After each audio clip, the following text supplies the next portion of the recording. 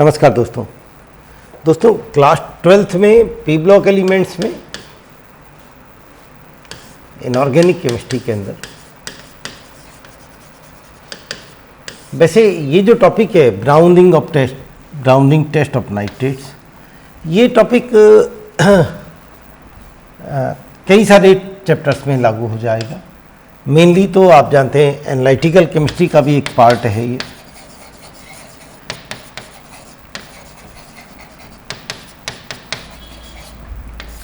तो मैं जानता हूं दोस्तों आपने ये स्कूल में किया होगा ब्राउनिंग टेस्ट। नॉर्मली क्या करते हैं, आपको याद हो इसमें कि मान लो हमारे पास में एक टेस्ट ट्यूब में हमने नाइट्रेट का सॉल्यूशन ले लिया, कोई भी नाइट्रेट, जैसे सोडियम नाइट्रेट है, ये नाइट्रेट सॉल्यूशन लिया हमने।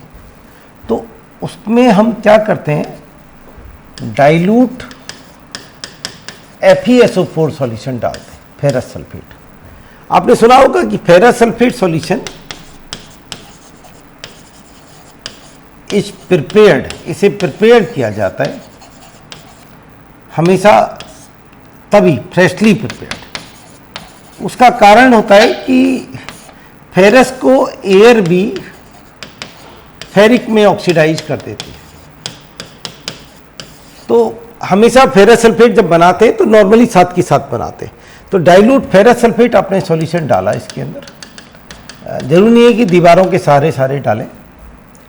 और देन उसके बाद में ये पॉइंट 1, उसके बाद में हम इसमें क्या डालते हैं, कंसंट्रेटेड H2SO4 डालते हैं दीवारों के सहारे डाला जाता है।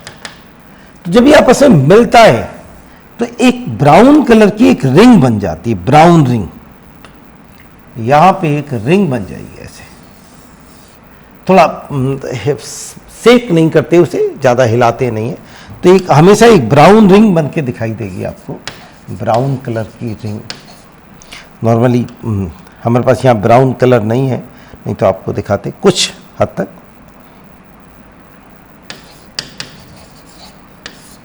ऐसे तो वो एक ब्राउनिंग टेस्ट आपने कई बार देखा होगा। तो दोस्तों इसमें क्या होता है, ये इसके दो प्रिंसिपल हैं इसका। एक कि nitrate can be reduced by ferrous ion into nitric oxide.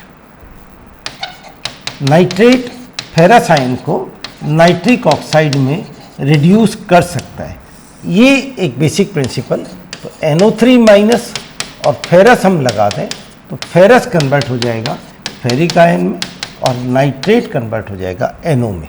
आप चाहें तो इसे बैलेंस कर सकते हैं, बैलेंसिंग आप आई होप समझते होंगे। नाइट्रेट आयन ये कन्वर्ट हुआ सब नाइट्रिक ऑक्साइड में, 2 ऑक्सीजन बचे तो 2 वाटर, 4 यहाँ पे हमने H आयन ले लिए और 4 + 1 माइनस तो 3 इलेक्ट्रॉन आ गए। तो ये तो आपकी नाइट्रेट आयन की हो गई। और फेरस कन्वर्ट हुआ फेरिक में,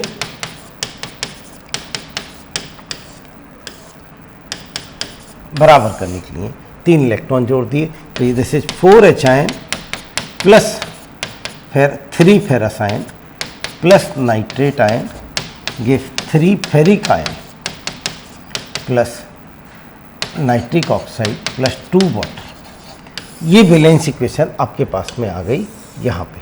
तो ये आई थी हमारे पास में 3 फेरस आयन, नाइट्रेट आयन और प्लस 4H आयन और साथ में 3 फेरिक आयन प्लस 2 वाटर। तो दोस्तों ये आपके पास में एक नेट इक्वेशन आ गई।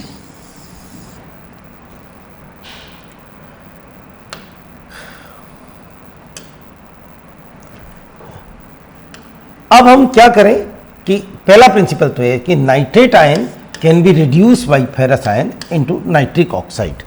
और दूसरा प्रिंसिपल क्या है, नंबर 2, कि नाइट्रिक ऑक्साइड रिएक्ट विथ जो FeSO4 हमेशा ज़्यादा लेते हैं, एक्वस जो फेरस सल्फेट है, to give brown ring, brown PPT देता है फेरस सल्फेट के साथ में। और इस पीपीटी का जो फॉर्मूला होता है वो जब हम पढ़ा करते थे तब तो इसको ऐसे ही लिख दिया करते थे, ऐसे FeSO4 के साथ में NO जोड़ देते थे। आजकल ये फिक्स हो गया है कि इसका जो फॉर्मूला है वो ये है, FeH2O होल 5 NO, कॉम्प्लेक्स बनाते हैं ऐसे। तो ऊपर वाली जो इक्वेशन लिखी थी उसके साथ में इस इक्वेशन को सेट करेंगे। तो हमने क्या किया, ये वाली ऊपर इक्वेशन लिखी हुई थी ना, तो उसी में से जो NO आई हमारे पास में, तो FeSO4 dot plus 5H2O plus nitric oxide जो वहाँ से निकला, तो FeH2O होल 5 NO SO4। ऊपर कितने नाइट्रिक ऑक्साइड निकले थे, तो आप देखें तो ऊपर एक ही निकला था। नेट चाहे तो आप इक्वेशन जोड़ के बना सकते हैं। दो इक्वेशन आपके पास में ब्राउन रिंग टेस्ट की। तो फिर मैं आपके सामने रखूं ब्राउन रिंग टेस्ट को। क्या किया था हमने ब्राउन रिंग टेस्ट में कि नाइट्रेट आयन को रिड्यूस किया था फेरस आयन में, नाइट्रिक ऑक्साइड में। अब फेरस आयन किस में कन्वर्ट हो गया था, फेरिक आयन में। तो आपको इसकी इक्वेशन बैलेंस आनी चाहिए, अभी आपके सामने बनाई थी। This is 3 ferrous ion plus nitrate ion plus 4H ion, अभी अभी थोड़ी देर पहले बनाई आपने, 3 ferric ion plus nitric oxide plus 2H2। और फिर ये जो नाइट्रिक ऑक्साइड बना, इस नाइट्रिक ऑक्साइड ने फेरस सल्फेट से रिएक्शन किया टू फॉर्म एक ब्राउन कलर का कॉम्प्लेक्स बनाया, FeH2O होल 5 NO।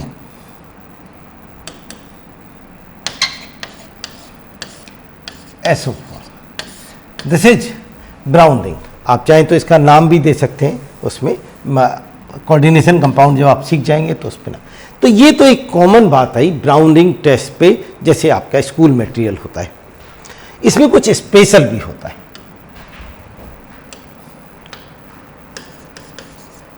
इन ब्राउन रिंग टेस्ट स्पेशल क्या है दोस्तों इसमें, कि ये जो कॉम्प्लेक्स बना,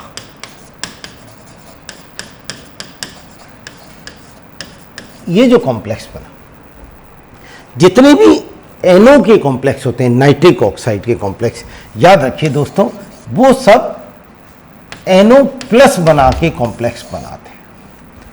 जब आप कभी NO के बारे में पढ़ेंगे तो NO को बहुत सारे लोग 3 इलेक्ट्रॉन डोनर कहते हैं। एक तो एज ए लीगेंड वो लोन पेयर डोनेट करता है और 1 इलेक्ट्रॉन और देता है। तो NO जब भी अपने कॉम्प्लेक्स में होता है तो उसे NO प्लस कहा जाता है। और मजे की बात यह है कि लिखा नाइट्रोसिल ही जाता है। मजे की बात, लिखा क्या जाता है, मानना पड़ेगा आपको ये बात। नाइट्रोसिल तब लिखते हैं हम NO को जब नाइट्रोसिल पे NO पे कोई चार्ज नहीं होता, जीरो वाला चार्ज होता है। लेकिन याद रखिए कि NO जब अपने कॉम्प्लेक्स बनाता है तो अंदर 1 इलेक्ट्रॉन और मेटल को दे देता है, तो खुद पे +1 चार्ज आ जाता है। तो बहुत कम लोग इस बात को जानते होते हैं कि यहाँ पे जब हम चार्ज निकालेंगे तो आयरन की ऑक्सीजन स्टेट +1 निकल के आएगी, क्योंकि NO की +1 है यहाँ पर। तो इसका जो नाम आएगा वो आएगा पेंटा एक्वा, अगर आप नाम जानते हैं। और नाइट्रोसिल, जबकि हमने +1 चार्ज लिया है, +1 में तो नाइट्रोसोनियम हो जाता, लेकिन लिखा ऐसे ही जाता है पेंटा एक्वा नाइट्रोसिल और आयरन 1 +1 ऑक्सीजन स्टेट है sulphate. This is the name of this compound. ये बड़ी बात है कि यहाँ पे आयरन +1 ऑक्सीडेशन स्टेट में होता है, special in brown ring test. पहली बात तो ये। दूसरी बात क्या है दोस्तों, यहाँ पे जब ये Fe+1 है तो नो डाउट आर्गन, आप जानते हैं आयरन जो होता है वो होता है 3d5 4s2 क्षमा चाहता हूँ। दिस इज, आप जानते हैं 26 इलेक्ट्रॉन होते हैं आयरन में, तो दिस इज 3d6 4s2, ये आयरन होता है। तो जब हम आयरन +2 बनाते हैं, नॉर्मली +2 था, 3d6 4s0।